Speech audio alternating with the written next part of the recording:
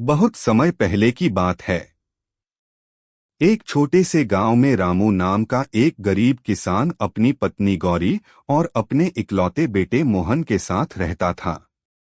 रामू बहुत मेहनती था, लेकिन किस्मत हमेशा उसका साथ नहीं देती थी। कभी सूखा पड़ जाता तो कभी फसल बर्बाद हो जाती। घर में कई कई दिन चूल्हा नहीं जलता था। लेकिन इतनी गरीबी के बावजूद रामू भगवान शिव का बहुत बड़ा भक्त था। हर सुबह वह मंदिर जाकर भोलेनाथ का जलाभिषेक करता और कहता, हे भोलेनाथ, चाहे कितनी भी कठिनाई आए, मैं आपका भरोसा कभी नहीं छोड़ूंगा। एक दिन रामू खेत में हल चला रहा था। तभी अचानक उसका हल किसी कठोर चीज से टकराया।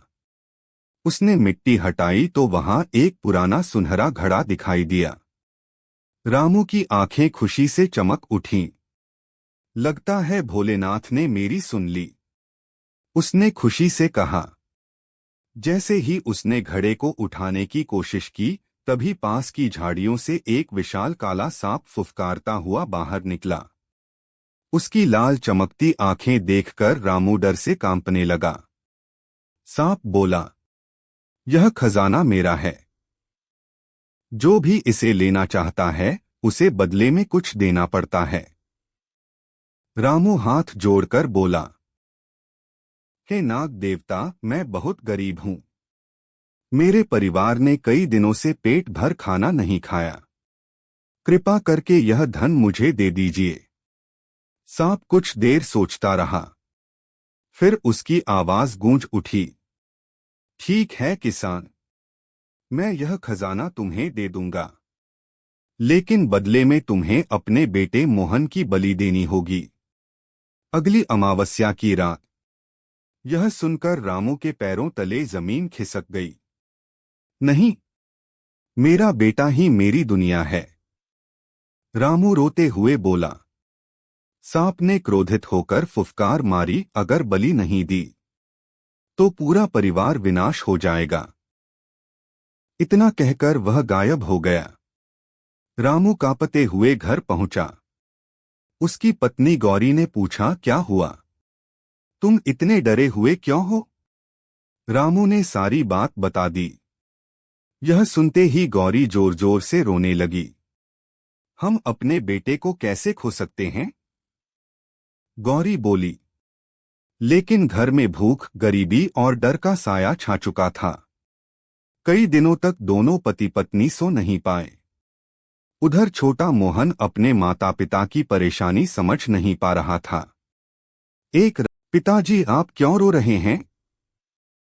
मोहन ने मासूमियत से पूछा। रामू ने बेटे को गले लगा लिया और फूट फूट कर रोने लगा। आखिरकार उसने सारी सच्चाई मोहन को बता दी। कुछ देर के लिए मोहन शांत हो गया। फिर उसने धीरे से कहा, अगर मेरी बलि देने से आप दोनों की जिंदगी बच सकती है तो मैं तैयार हूं पिताजी। यह सुनकर रामू और गौरी के दिल टूट गए।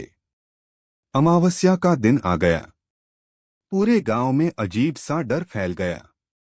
रात होते ही रामू अपने बेटे को लेकर उस खेत में पहुंचा जहां सांप रहता था। आसमान में काले बादल छाए हुए थे। तेज हवाएं चल रही थीं। अचानक धरती कांपने लगी और वही विशाल काला सांप उनके सामने प्रकट हुआ। क्या तुम अपने वचन के अनुसार बेटे को लाए हो? सांप गर्जा। रामू रोते हुए बोला, हाँ नाग देवता। मोहन आगे बढ़ा और हाथ जोड़कर बोला, अगर मेरी जान से मेरे माता पिता की रक्षा हो सकती है तो मैं तैयार हूं। सांप उसकी तरफ बढ़ने लगा। तभी अचानक आसमान में बिजली चमकी और तेज प्रकाश फैल गया। वहां भगवान शिव प्रकट हुए। पूरा वातावरण ओम नमः शिवाय के जयकारों से गूंज उठा। सांप तुरंत भगवान शिव के चरणों में झुक गया। भगवान शिव बोले, रामू, यह तुम्हारी परीक्षा थी। तुमने गरीबी में भी अपना धर्म और विश्वास नहीं छोड़ा। और मोहन, तुमने अपने माता पिता के लिए अपने प्राण तक देने का साहस दिखाया। रामू और गौरी भगवान शिव के चरणों में गिर पड़े।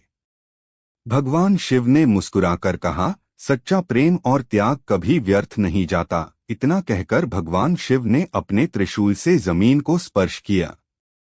उसी क्षण वहां सोने चांदी और अनाज के ढेर प्रकट हो गए। भगवान शिव बोले, आज से तुम्हारे घर में कभी गरीबी नहीं आएगी। इसके बाद वह दिव्य प्रकाश में विलीन हो गए। सांप भी शांत होकर वहां से चला गया। धीरे धीरे रामू का जीवन बदल गया। उसका खेत हरा भरा रहने लगा, घर में सुख समृद्धि आ गई और पूरा गांव उसकी ईमानदारी और भक्ति की मिसाल देने लगा। और मोहन, वह बड़ा होकर अपने गांव का सबसे दयालु और धर्मात्मा इंसान बना। कहानी से सीख: सच्ची भक्ति, माता पिता के प्रति प्रेम और त्याग करने वाला इंसान कभी हारता नहीं। भगवान हमेशा अपने सच्चे भक्तों की रक्षा करते हैं।